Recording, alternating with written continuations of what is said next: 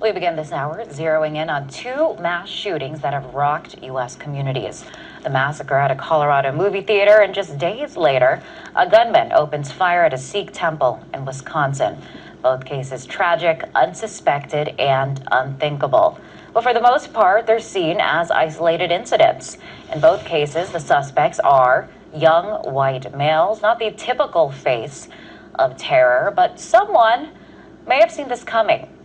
Former DHS analyst Daryl Johnson wrote a report titled Right-Wing Extremism, Current Economic and Political Climate Fueling Resurgence in Radicalization and Recruitment. Many on the right criticize it as politically motivated fear-mongering. Right-wing extremists here in the U.S. This is a funny story. What is this? No, this is left-wing. I'd like to tell it. Oh my God, they're nuts. Does that mean they're going to be sending spies to these tea parties? There are no Timothy McVeighs out there right now. If they're going to issue these reports for this made-up threat. Conservatives as posing a bigger threat to this country than Al-Qaeda terrorists. Naming veterans groups as possible extremist groups Targeting veterans. Well, his career was essentially over because the administration did not support his findings. So while homegrown terrorism appears to be on the rise, why isn't the media recognizing this dangerous trend? To discuss this is Brian Doherty, senior editor of Reason magazine. He's also the author of the book you see there, Gun Control on Trial. Brian, welcome. So right-wing extremism does in fact appear to be on the rise. Why are people acknowledging that? I'm not sure exactly what you mean by right-wing extremism. And the problem that people had with that DHS report we were talking about is that it combined what we could call hate groups, the kind of groups that Page, the Wisconsin shooter, appeared to be a member of, and people who merely had political opinions that the government didn't like. And quoting from the report itself, things like rejecting federal authority in favor of state or local authority, or rejecting government authority entirely. It's illegitimate, especially for law enforcement, to mix together a set of ideas and label it as terroristic or criminal. And I question whether one incident of one guy with links to these hate groups killing people justifies you saying that there is a dangerous trend, that there's some need for the government to come back. I do want to read you, Brian, a quote from that report. It states, quote, threats from white supremacists and violent anti-government groups during 2009 have been largely rhetorical and have not indicated plans to carry out violent acts. Nevertheless, the consequences of a prolonged economic downturn, including real estate foreclosures, unemployment, and an inability to obtain credit, could create a fertile recruiting environment for right-wing extremists and even result in confrontations between such groups and government authorities similar to those in the past.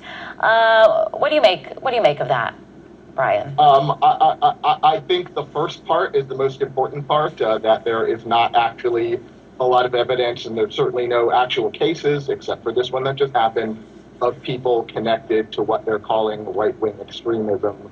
So again, I think that's very dangerous to mix these political ideas with racial hate ideas. But at any rate, there's not one guy who's finally freaked out, snapped, killed a bunch of people.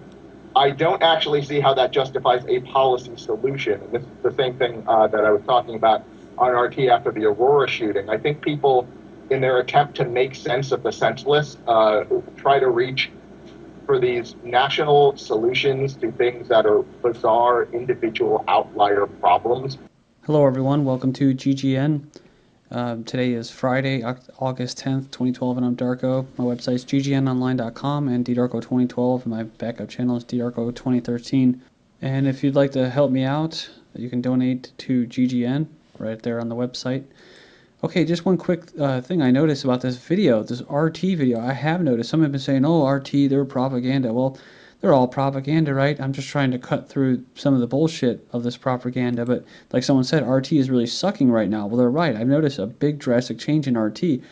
And they put this video out originally, only Muslims deemed domestic terrorists, basically, you know, Whitey's the new terrorist, the new face of terror. And they actually had this individual on there, Daryl Johnson. and it was just a complete hit piece. I couldn't believe it. And they changed it. They changed the whole thing. I can't find the video. And now they put this libertarian guy on there, Doherty. So very sneaky stuff going on with RT. I wanted to put that video out there just because of what this guy was saying. I mean, it was just totally ridiculous, right? I mean, we all know the same MO. This guy was on there, and he was basically saying, "Oh, I'm right. Oh, see, I was right." And right now, in all the mainstream media, they're saying, "Oh, this guy, he warned him. He was right." So DHS crushed this analyst for warning about far-right terror. So Daryl Johnson spent 15 years studying domestic terrorism groups, particularly white supremacists and neo-Nazis, as a government counterterrorism analyst. And one of the things I noticed is that they're lumping all these different groups, sovereign citizens, white supremacists, neo-Nazi skinheads, when there is an actual, I guess you could say, movement that's out there. They're called white supremacists. That means that they're skinheads when they're not. Like these people right here. It goes back to white European history and paganism, basically pre-Christianity, and they're just proud to be white. It doesn't mean that they're going to go out and start killing people. So they saw this tattoo of the old cross and that on this dude, this individual that went in there and shot up these Sikhs in the temple, and they automatically label those people as basically killers, right?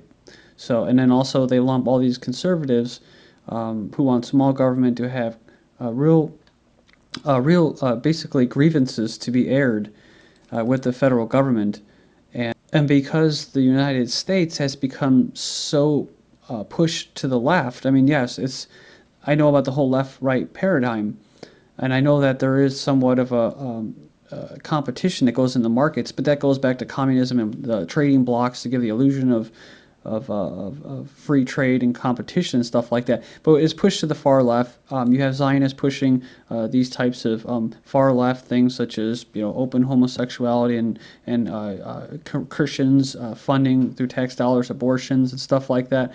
And so you get these things called anti-Semitism, which is basically anti-Zionist. You get far right extremists, which are basically people that are not for the far radical left. So. And one of the things that he mentioned in this RT video, this Johnson, was what? The election of a first African-American puppet, right, is going to fuel racism and stuff like that. When in fact, Obama is actually more white than he is black, and he serves really rich white people in Wall Street. So, but I knew before Obama was even elected that his purpose was to divide up the country. If you look at Barack Obama, the Postmodern Coup written by Webster Tarpley, he goes there and talks about how he is there to divide America. So they have this whole thing planned. I mean, I almost feel like it's almost premature, this whole right-wing extremist thing that they're coming out with, because they've been pushing this, for, at least in my eyes, since I've been aware of this stuff, since 2008, that it's been escalating more and more and more. And I'll show this in this video, in the next video maybe. But after this incident in the Sikh temple in Wisconsin, I noticed that they've kind of just right off the bat, they've come with this prepackaged Daryl Johnson guy coming out there, and now all of a sudden you have Congress saying, well, we got to do something about this domestic terrorism. So they're ready to legislate something, and that's what that other individual, Mr. Doherty, was talking about in that first video. Yeah, and he also talked about right-wing extremists attempting to recruit and radicalize returning veterans. They're talking about veterans that are just that swore an oath to the Constitution, that did whatever they had to do, and they're just disgruntled when they come back. And it's the interesting thing that I noticed too is that they try to separate these, the terrorists, right? The brown Muslim terrorists, right? And then you have the white domestic terrorists. Well, the funny thing is that both of those groups usually tend to figure out who is the real terrorist, the new face of terror. And I could say, the Zionists, right? Behind 9/11, blew up their own people in Bulgaria to blame it on Iran, and were most likely responsible for killing millions of their own people and blaming it on white people and Europeans in order to create their own state. So these people are very dangerous in my view. It's not the people, most people that they're talking about, that they're targeting, are mostly peaceful people that aren't going to carry out violent acts. In fact, it's usually the federal government that co-ops these lone individuals that are willing to carry out violence. They are not the majority of this group. It says here, Southern Poverty Law Center's POTOC calls out Obama regimes for its political cowardice on domestic terrorism. This is from June 2011. So yeah, that's right. They agree with their assessment of the Obama regime's disastrous failure to take right-wing domestic terrorism seriously. They're discussing the report in the Washington Post on ex-Homeland Security analyst Daryl Johnson raising the red flag on the issue. Yeah, so the Ed Schultz and POTOC, they both agree with this report. Domestic terrorism by members of extremist groups, a serious threat, says the FBI. So this is going off what I was saying before. We need legislation. It's always the problem, reaction, solution.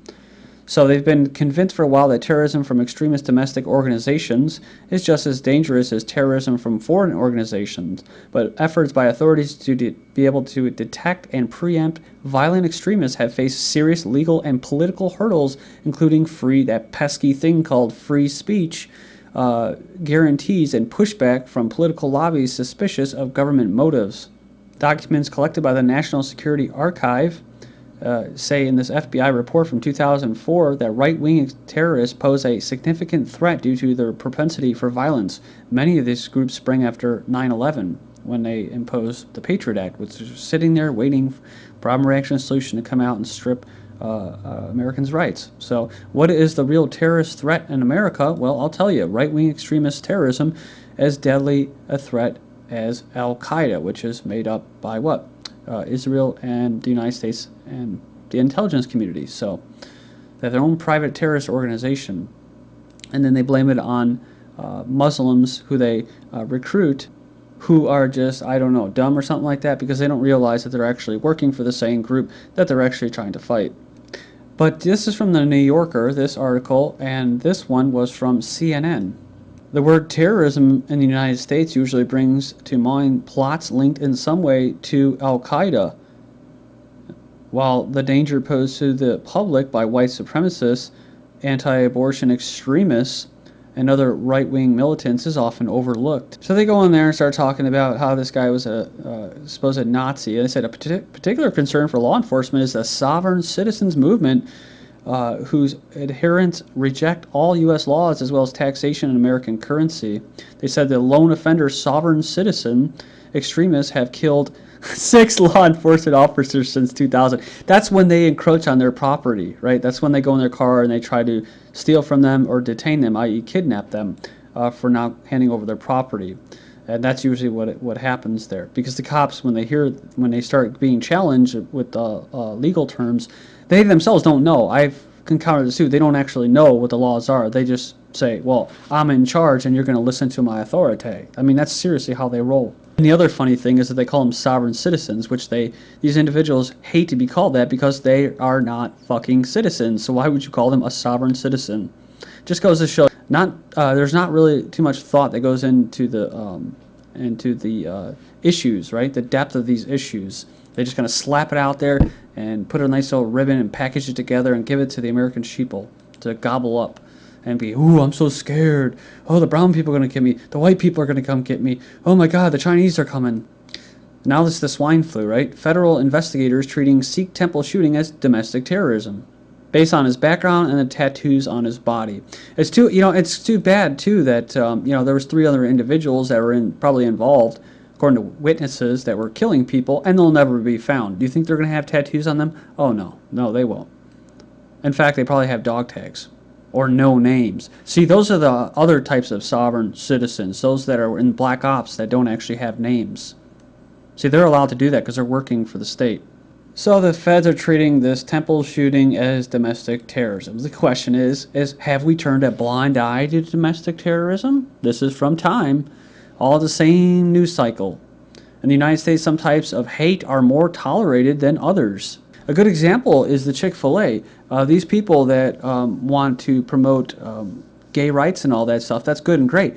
But they actually hate people for speaking up and saying, well, I don't necessarily support that. So they hate them, and that's tolerated. Join me in part 3.